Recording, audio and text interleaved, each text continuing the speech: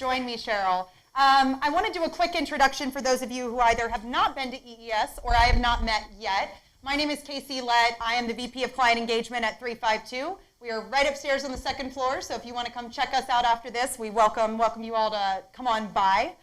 As a company, we are an innovation agency. Our focus is helping enterprises do business better. That's typically by way of folks that sit in your roles. Many of you that are here in the room today are people that we work with day in and day out on helping change, whether it's the culture of your organization, building frameworks and processes, and actually getting things done. A lot of times we sit in a room, we talk a lot about it, but we help move those unknowns to knowns and get something in the hands of your customers and get it to market quickly. So I want to say a little bit about that just because EES is an extension of what we do every single day. Our goal is that for anybody that sits in the role of whether it's corporate enterprise, enterprise innovation, whether it is product, whatever that might be in your individual company, we want to give you the tools, and that is also community and connections to be successful in your role. So EES was born out of that, the Enterprise Entrepreneurship Series. I have some new faces in the room, so that's why I'm giving maybe this a little additional background. It is a monthly meetup. We have about 700 people in our Atlanta-based community that sit with anywhere from probably manager to C-level of corporate innovators. Our goal is that it's best practices, thought leadership, war stories, and as I've told some of you, sometimes it's therapy. It's meant to learn from each other. It's meant to give you the tools and assets you need to be successful in your role, and that's exactly what we're here today, talking with Cheryl Reed, the Chief Innovation Officer of Dover Corporation. A quick introduction of Cheryl. You have come, I'm going to read from your LinkedIn because I think that this is, per your own description, you lead a team of high-energy innovation consultants bringing the best practices in innovation and collaboration to research and development, business processes, strategic visioning, and targeted technical challenges. So that is a lot of really great things that we are about to talk to you about and actually find out what it means. So without further ado, let's grab a seat and sit down for the next exciting, I guess, half hour or so. Okay. All right. So truth in advertising, I don't think I updated my LinkedIn when I changed jobs most recently, a year ago, so guilty. I think it still holds true. I would say Ken is part of the high energy innovation team. But the truth is we have a very small innovation team. It's just 3 of us right now. So high energy, enough energy for the whole team. And how many employees do you serve? So how many employees do we have? I know 29,000 across all of Dover. Our segment of Dover is roughly a quarter of that, right? Yeah. So I guess we serve a few. So 3 people to every 5,000. I'm sure we can all empathize with Someone did the public math for me. Well, very cool. Today we are going to be talking, our theme today is Divergent Collaboration. And so some of you may be familiar with it, some of you may have some ideas of what it means, but we're going to get into the meat of it, of specifically what it means to Dover, what it means to you in your role. Before we get in here, I would love to give a little background. Cheryl joined Dover last year, was it? January 16th of 2017. Okay, so she just celebrated her year anniversary. And I think innovation, we can all just in this room alone, even though we sit in innovation as our day-to-day jobs, probably define it 20 different ways. So I'd love to know from you, what does innovation mean maybe to you in your role as CIO, as well as to Dover, and why was this strategic decision to invest and build this team made? So as Ken had mentioned, Dover is this diversified global manufacturer. And Dover's been around for about 63 years. And so you could say, whoa, that's an old dog and it's a big dog and you're trying to teach that old dog new tricks, right? But I think the truth is that Dover has a long history of a very entrepreneurial spirit, and they recognize that they always need to be positioning themselves to think differently at every level of the organization. And so if you were to ask me in simple terms, why does Dover need an innovation center? They want to keep their thinking fresh. They want every employee to have the opportunity to think a little bit differently about what they're doing, regardless of whether they're working in human relations or new product development or sales and trying to create that customer experience. Yep. Excellent, excellent. And so in your role, what would you say is kind of your charge, if you will? What is your goal or vision in this role? Yeah, so I think I had the opportunity to talk to a few folks before we started here, and I think it's really cultural. right? It is that culture of, instead of resting on our laurels, and I think that, you know, again, proud tradition, we have for years and years and years been very good at understanding what our customers need to differentiate themselves and to be the best version of themselves, right? And so we have a rich history of understanding our customers and then being able to look out there to say, how do we bring that to them? And then bringing it to them through a very vibrant merger and acquisition kind of process, right? So Dover's got a great history of finding very entrepreneurial companies, buying them, bringing them into our fold, and then enabling them to stay entrepreneurial, right? And allowing them to kind of be very independent, and even though they're working for a large company. So that's all goodness. But in this competitive environment that we're in, there are challenges to that too, because we're not going to be able to compete with the rest of you all out there if we don't start leveraging economies of scale. So 29,000 people, 200 manufacturing facilities around the globe. We better be, you know, sharing our supply chain, right? We better be buying our steel in bulk. We better be leveraging all those economies that we can. So how do you become more process-oriented without giving up your entrepreneurial spirit? Those two kind of don't fit well together. And so I think our need to think differently is, how do we keep growing? And leverage all those, you know, how do we handle that apparent contradiction, right? Yeah. To stay real entrepreneurial and yet have some common processes and some shared sources. That's interesting. Yeah. I think that that's a common kind of conflict that many of us probably see in our roles day to day, is often people think entrepreneurial, that means, well, oh, you're the yep. man, woman, whoever that is with the big idea that's running around setting things on fire. And that's actually, I think a great entrepreneur is typically someone who has extreme discipline and process around it. And that's sometimes the misconception. And maybe it's not always for the forefront, but Cheryl and I were catching up a bit before, is how do you make entrepreneurship or intrapreneurship or innovation a discipline? Right. Something that you can teach, that's repeatable and scalable across 29,000 people, and empower them in a way that is going to support your overall company vision. And I think that it's probably worth saying of some of your background. Cheryl comes from an organizational psychology background and leadership coaching and team development. And I think any of us that sit in this, it's not the ideas that we're short on, it's the cultural buy-in, it's the ability to get people aligned and move things forward that is the challenge. So I would love, you know, even at a very high level of where do you start with that? That's a massive undertaking. And so how do you approach something that arguably is really daunting? Yeah, so I hear you saying, how do you approach culture? And I think that's something that we all deal with, right? Mm-hmm. A colleague once told me, he said, culture is nothing but a sum total of all the stories that are told inside of an organization. And then, sure, that's simple, 29,000 people around the globe telling stories. Yeah, so that forms our culture, right? And so I've had some senior leaders say, well, you can't shape culture. You can't do anything about culture. It just happens as a result of the other things that you're doing. But if we're intentional about what we're doing, if we're intentional about our stories and using those stories to kind of guide our organizations to go in a certain direction, I believe we can shape culture. And so to get started, from my perspective, I had to start by listening and listening to the stories, what stories are getting told. So when you do your onboarding with the organization and the CEO comes in and talks to you, you know, what's Bob Livingston saying about Dover Corporation? And to a person across Dover, the two things that I held on to from that initial onboarding was there's incredible passion, right? This incredible passion for lifting our customers up and helping them live up to their potential. Well, okay, that's our why. We want them to become extraordinary. And then the how was, we have this entrepreneurial spirit. And if you talk to anyone who's been with the company for a long period of time, they could give you stories until you know it's time to go home. So that was a good starting point.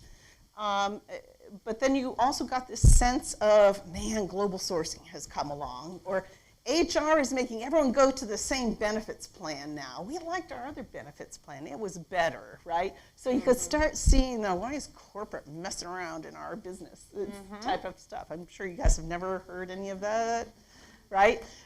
So we were getting some of that. And so the goal to get started is how do we start moving those stories, right? And we started because we have a CEO of our segment, Bill Bosway is our president and CEO, who says, you know, we're here, this is his thing, right? He wants us to think differently, and he's going to encourage us to think differently.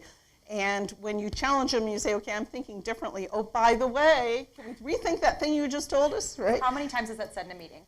Well, yeah. I'm thinking differently. So not in those words. We have our own language, right? But he's lived into it, right? And so having that senior level advocacy is number one to get started. And I will be honest with you, I started on January 16th. Before the end of February, we were at our global presidents meeting in Phoenix, and I was up there telling a story about something we hadn't even started creating yet. Okay, so the storytelling started 6 weeks into the job. And we were talking about something we wanted to start that we didn't even know that we were going to be able to get a place here in Tech Square, right? We had a person we knew down here, we'd call John Wallace, hey John, because he used to work with my current boss, and we'd say, hey, you know, can we come hang out in your space while we look around and try to find some space for ourselves? So we didn't know what we were going to do, we didn't know how we were going to do it, and yet we were up there telling every leader in our organization what we're going to do and why we're going to do it. And we had to meet them where they were at. And so we tapped into their existing stories, right? Their existing commitment to their customers and their current commitment to staying entrepreneurial. And say, the world around us is changing, so what people expect for us on those two dimensions is changing with that. And so we're going to position ourselves in one of the most vibrant, smart, creative ecosystems, and for those of you who hate the term ecosystem, communities, right, in the country. We're going to position ourselves right there, fairly close to a couple of our operating company headquarters. And we're going to, by being here, we're hope to meet with people like you guys here in the room and learn about that environment that's changing and what are the best practices in adapting to those changes, and then harvesting those so we can bring them back and say, okay, if we want to help our customers be the best that they can be, here are some of the things that we need to be aware of in that environment. Yeah, I love that approach. You often see that in B2C companies. People say, okay, we have to go hear what the customers want, but in B2B business or B2B operations, typically it's, well, we have the contracts, they're multi-year, we'll worry about it when it comes up, let's just know what the competition is doing. And I think it says something that the people, 29,000 across, are saying, we actually want to understand how we can enable and empower customers to be better. And I think if you take the B2B and actually think about the people at the end of it, there's still people making decisions, right? And investing in this or making, you know, buying your product. So I think that that's maybe an asset you had from the onset, and that's pretty fabulous that you have that to then spin into something that's bigger. So the goal of today, and we've heard a little bit of background and how we're getting this started, is to talk about divergent collaboration. For those of you that have been before, our goal anytime we're having these chats is something pretty tangible for the group to leave with. So divergent collaboration, maybe a show of hands of who is or is not familiar with the concept methodology. You better raise your hand, John. Is. Okay, so we got 4. Good. Okay. So lots of education today. So maybe just go into telling us a little bit about the methodology as a whole and why you picked this as maybe something that should be in your tool set as you kind of embark on this, this process. It's perhaps one of my favorite tools. It's a big tool, so it's not something you're going to use like once a week, every week, right? But it's one of my favorite tools, and it's one of my favorite tools because of the experience that it creates for those who participate in it and the outcomes it can sometimes generate. And I say sometimes, so as most of these innovation processes, it's not 100% you're going to get what you're looking for out of it. It's best used when you've got a big, hairy, audacious problem, right? It's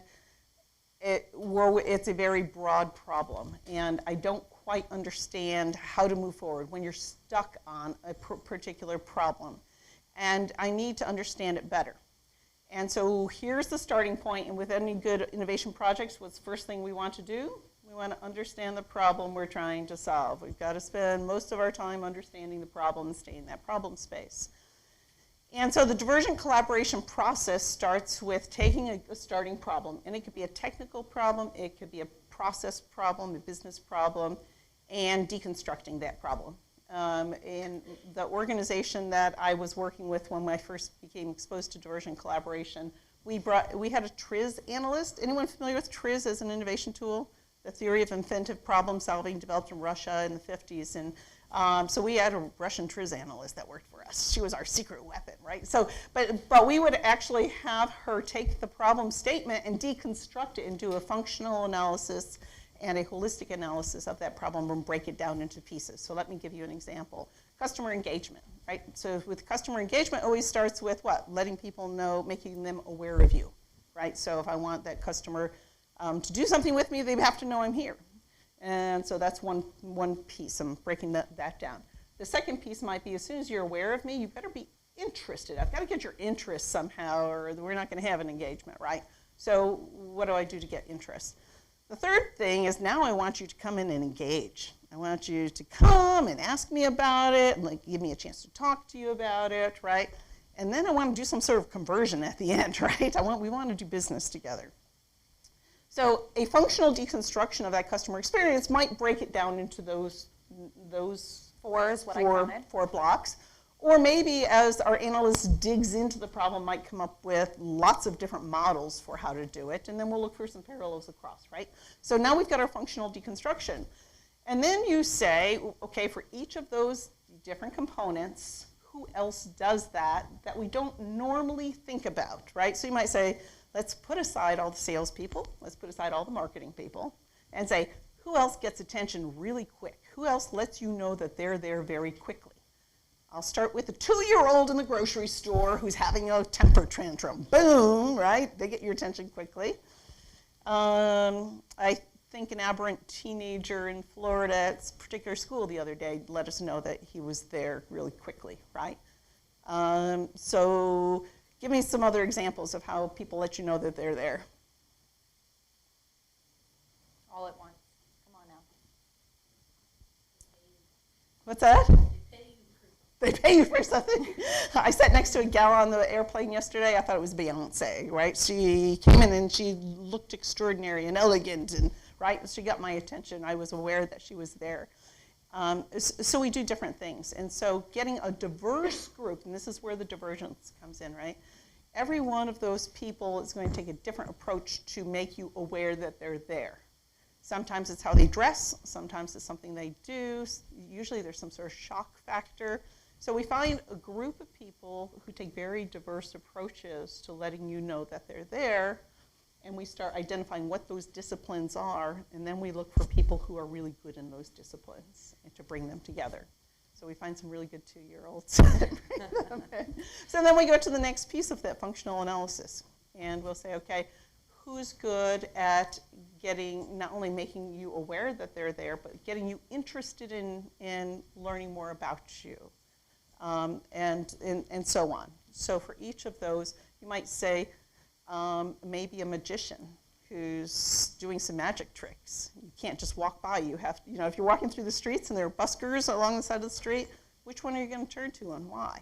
So maybe we should bring in some buskers. And so we spend 3 months up front when we have your problem, breaking that problem down, understanding the various components of it, figuring out, we do some ideation around who else does those functions very, very well. And we invite them into a 2.5-day workshop, which we call a Divergent Collaboration Workshop, to explore the problem altogether. Within the workshop, within the 2 days, the various components are, we have the problem owner there, right? So the critical piece there is that you have a person who's passionate about that problem. It's probably keeping them up awake at night, and they have the power or the requirement to do something about it in their role. So we call them the problem owner. And then our facilitation team, typically, who has kind of put together the cast of characters we're bringing together, actually constructs a 2.5-day experience where we start out by understanding who's in the room first and foremost, which becomes very, very important. We then spend time understanding the problem. We then spend time understanding how individuals in the room understand that problem. So what's it look like through their different lenses? And then how they might approach it without them comparing notes with anyone at first.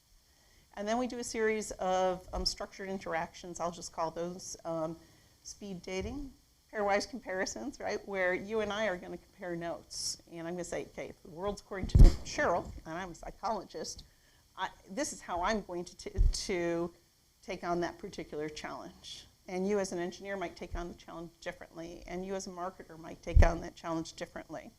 And so we do these pairwise comparisons, and then we actually instruct people to pull, right? And so if you're telling me about your approach, I can only ask questions that help me understand better. Why do you want to do that? What are you thinking about this particular thing that you said? So we instruct people kind of how to listen, right? And to listen with ears that aren't normally fully open. Here's one of the nuances we have with divergent collaboration. When we bring people together who are very smart in their own areas, who are very accomplished. The problem with bringing together experts is that they're very accomplished. And they get overused muscle memory, right? And so because as an engineer, for example, I might be a great engineer, and I can only see something through my mental models of being an engineer. And so the processes we give people invite them to see the problem through the eyes of a psychologist or a marketer or a communications person, or sometimes an artist, sometimes a dancer, sometimes it's a alternative medicine person, sometimes it's a sports team coach.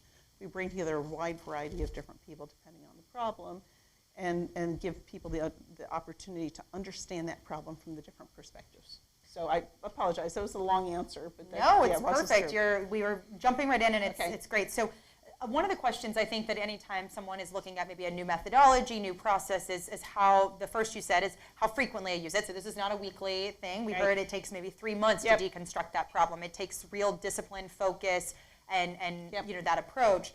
So we're now 3 months and 2 days in. After your workshop, what's next? At what point, what is, who owns that next step? Is it the facilitator? Is it the members of the group take ownership? Talk us through that. Yeah, so as the workshop evolves, right, so individuals have kind of proposed solutions, they've done their pairwise comparisons, then we ask them to make observations about what they learned in that process, and we kind of create an affinity diagram of those, the solution themes. And then we ask the problem owner of those solution themes, what's your reaction to that, right? Why is this good? Why is it not good? And we take the group through a comparison of the options that have come forward. What were the shared themes? What were different themes? And then we let the problem owner pick 3 or 4 themes that the group then goes and develops in more depth.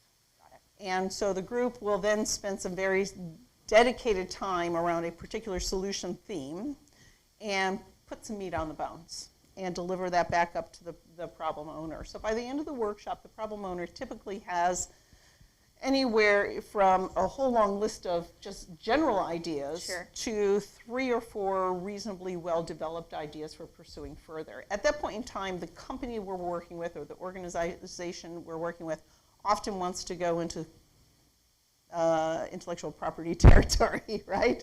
Because they feel like they're onto something that they're developing, and they'll say thank you very much and shake our hands and say we'll see you later, right?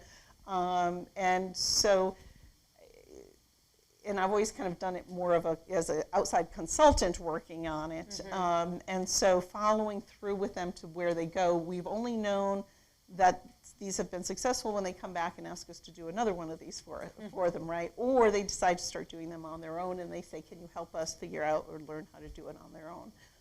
So it's a way of getting some pretty well-developed ideas, and I say fairly quickly. The process, the upfront process before you actually have the Divergent Collaboration event is, it's lengthy. It's 3 months of really solid work going into it.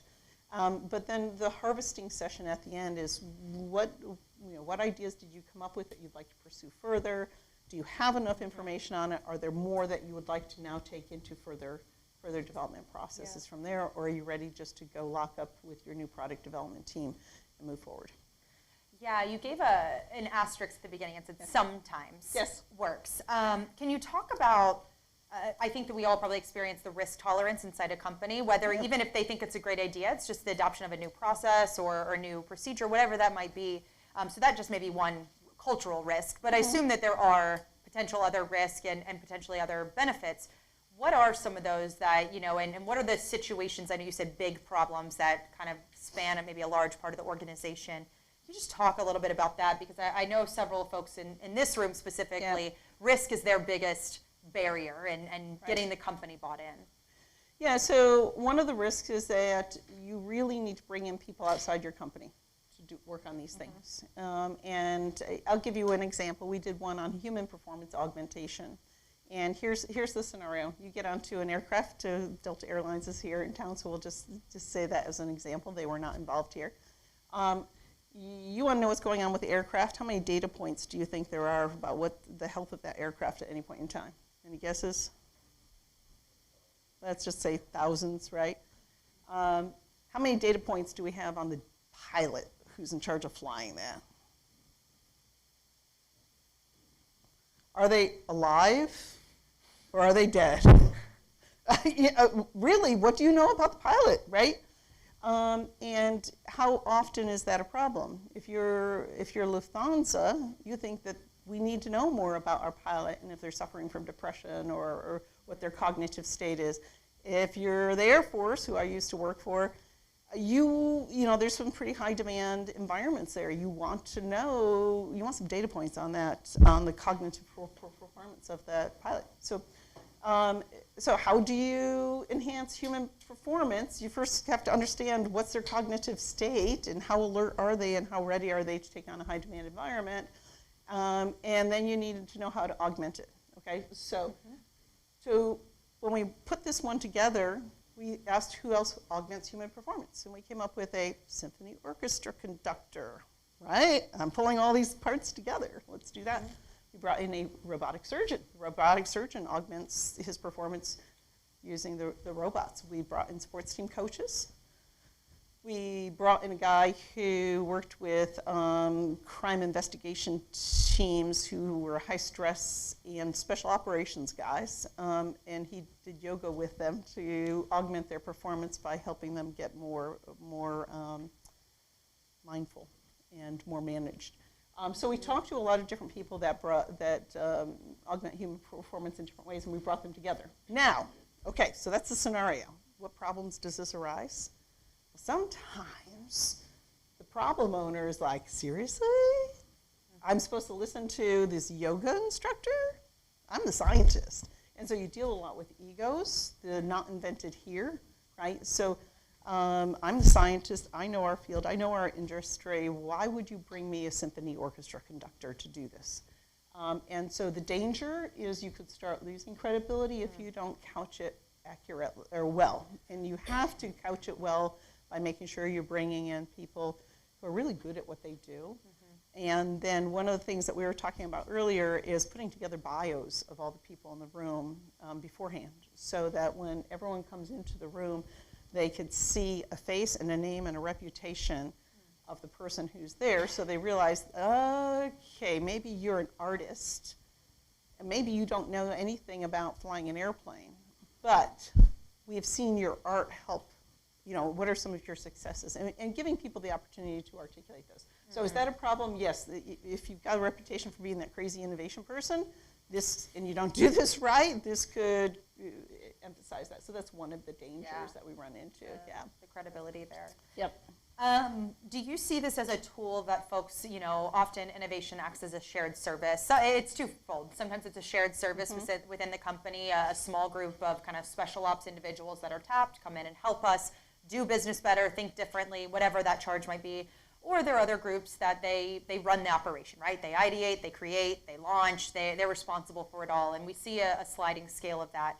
Is this a tool, you mentioned it from a perspective of coming as an external perspective, as a consultant, and being able to do that. What are some of the, do you see it also within the company? And maybe there's even people here in the room, I don't know if people have used this as a mechanism inside the company that we might even hear examples, because I think there are some nuances of that, of how do you that internal credibility of not maybe being the crazy innovation person, and sometimes the external consultant has the permission maybe to be a little bit more of that. Yeah, so not quite sure how to answer that question. I think the general principles can be applied across all settings, right? The general principles are every one of us who has any expertise whatsoever, because of that expertise, are going to be limited in the number of ways we could see any problem. We therefore develop our own immunities to both seeing and changing our way of understanding things, okay? I am guilty of seeing everything through the lens of human behavior, right? And so when things break, I see the human behavior piece of it all. Someone else is going to say, no, it's just engineered bad, or it was communicated bad, or it was, right? So there's something else going on. And so those principles, I think, are pretty pervasive and can you don't need any special expertise to do it. You don't need a special team. You don't need a special organization to do that. Using the full-up process that we had labeled Divergent Collaboration, and I've got a white paper that was put together by Dr. Bart Bartholomew, who is my colleague who worked on this. That full process, you need a designated team to do that, right? And that's very hard to just decide you're going to do one day. Right? So whether it's a designated team inside the organization or it's a group that you reach out and bring in to help you, I don't think that matters so much. Actually, it's sometimes easier to get it from outside the organization. I think the important piece is that when you're going to do that full-up effort, that you recognize that if you bring together the same players that always work on that problem, that you're going to get the same outcome. You know, it's the old definition of insanity. If you do the things that you've always done, you're going to expect different results. You're probably going to be disappointed, yeah. Great.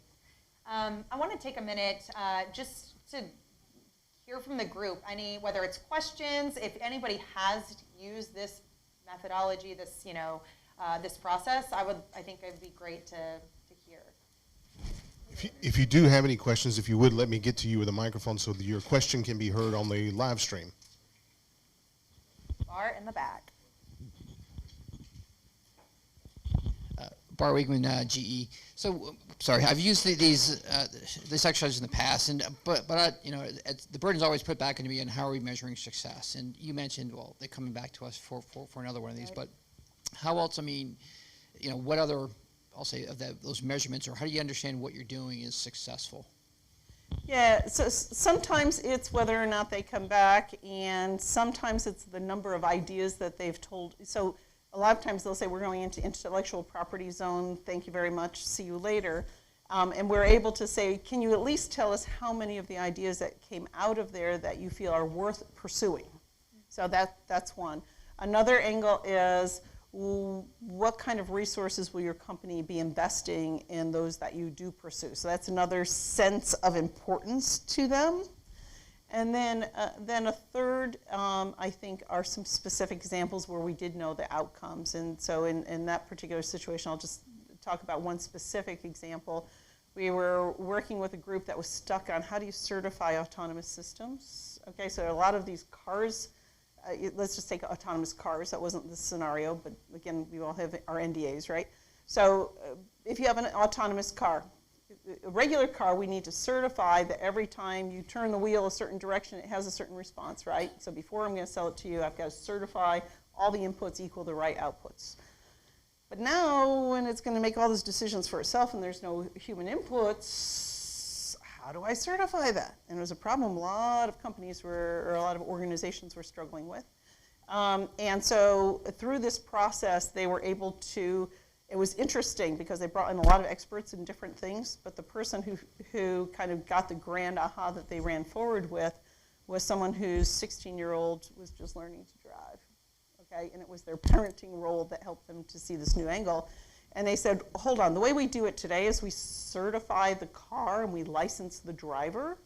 Why aren't we certifying the whatever it is and licensing the autonomy, right? So we should license only the neural network that we're creating, so to make sure that it understands the full range of circumstances, but you can't certify it for every possible scenario. It's impossible. We'll never get an autonomous car on the street doing that way. So they finally got to this point of how do I license the autonomy? And that was one of the big outcomes. And so to your point, it's really, really, really hard to say they would never have come up with that without this scenario. But in this scenario, they did. That was one thing. And they since have moved forward with that and come up with approaches to this particular group we were working with to licensing the autonomy for certain applications in those craft. Does that help at all? Right.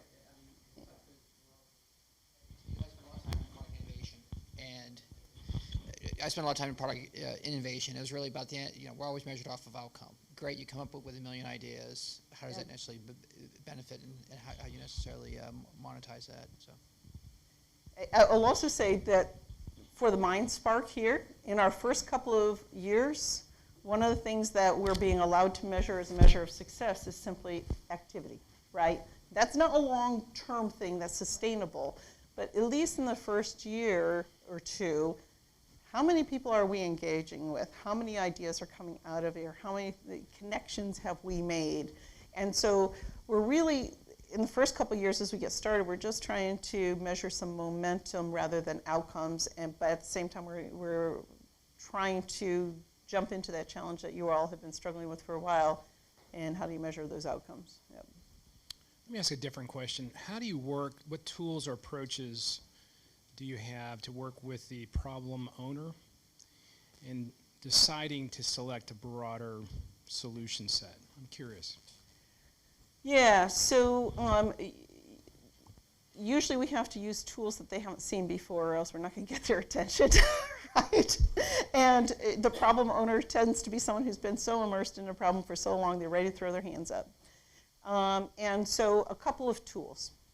One that I've really fallen in love with is our graphic innovation artist, right? And so we will sit down with the problem owner and have the graphic innovation artist actually create a visual representation of that problem. And 99% of the time, that first representation is wrong, and then the person says, no, that's not what I mean at all.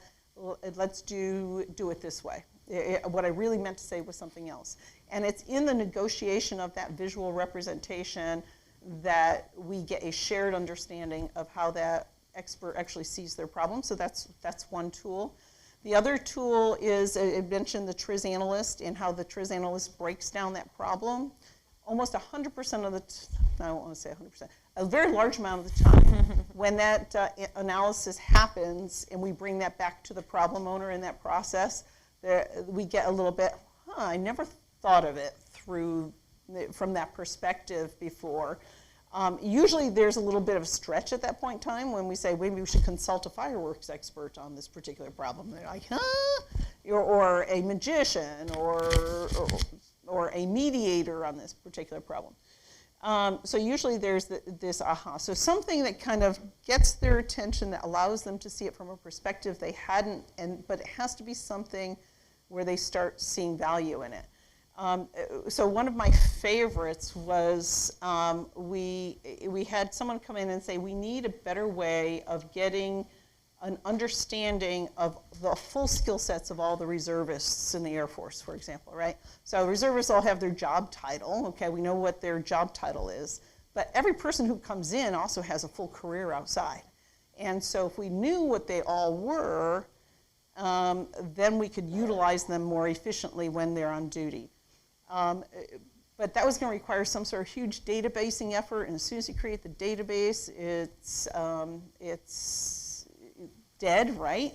So the metaphor our TRIZ analyst came up with is, instead of pushing them to go fill out all this information and then analyzing the information, we needed to put something in the middle that would attract them. And so as she painted this picture, she said it's like ants around a delicious cookie, and you put the cookie out in the middle and all the ants will come flocking to it. And so how do you create that where they all want to, and that metaphor just got their attention, and then we could play off that metaphor. So metaphors, visual representations, breaking down the problem and allowing people to see it from different directions is usually how we engage the problem owner to not only get clear about their problem, but then to have a shared understanding that we really understand.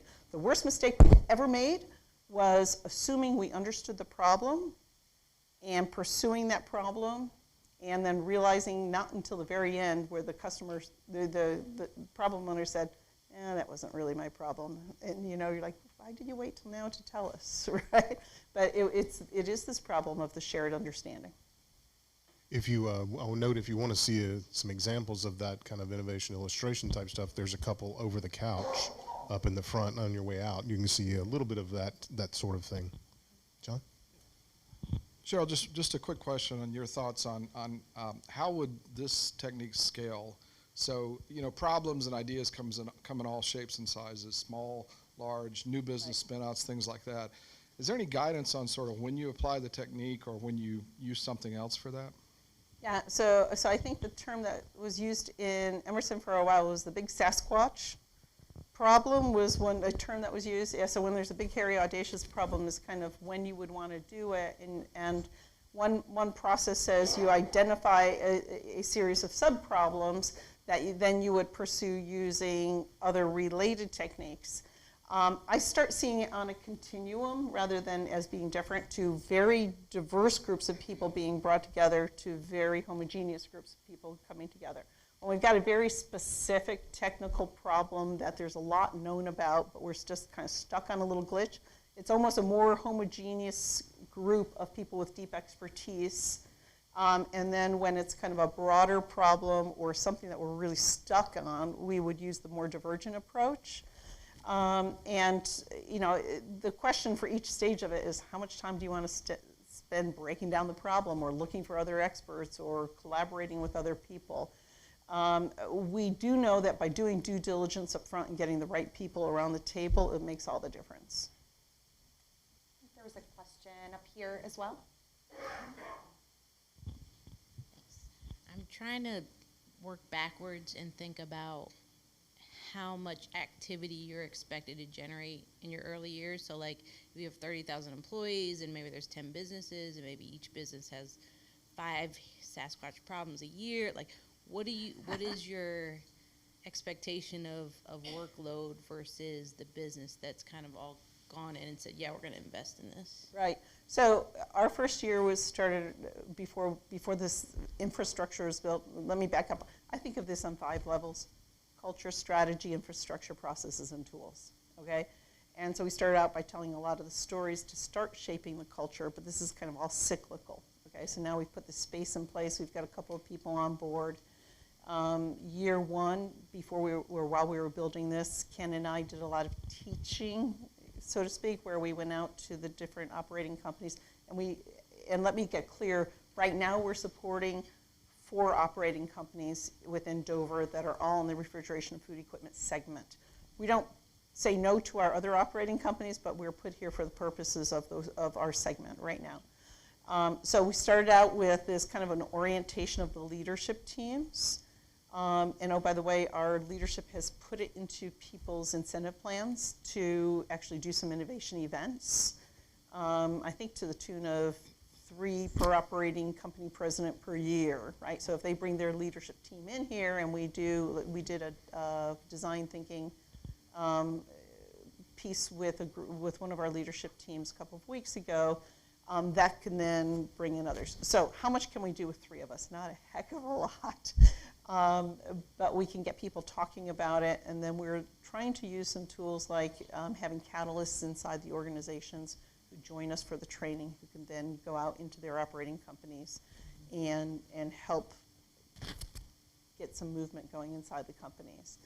So yeah, we can't do 5 of these divergent collaborations in a year with 3 of us. That's not going to happen. We've put a couple of governing structures in place that will help. We have an innovation council that has a representative from each of the operating companies that meet with Ken and I and Charles once a month, and we're using that group to kind of percolate up what are the big technical challenges each one's having, where are the overlaps, what are the process challenges everyone's having, what are the overlaps. We're going to, so our kind of getting our cadence going is we're hoping to host a series of 4 or 5 innovation summits over the year, which will kind of look at specific challenges that are held by more than one operating company, where we share best practices, we bring in a few experts. So that's kind of our getting started. Okay. And the cadence. 5 levels again were, The what levels? the 5 levels were So culture, strategy, infrastructure, processes, and tools. So if we're trying to so you're create. kind of in strategy right now, maybe? So the strategy is to kind of leverage the infrastructure that's already in place plus us. The strategy is to use this to create this culture of thinking differently, and then the tools, you could look at the Divergent Collaboration and these other collaborative innovation tools and the summits to as part of that strategy. So, yeah. Now we are rounding out, I think, on time. Maybe room for maybe additional question or two.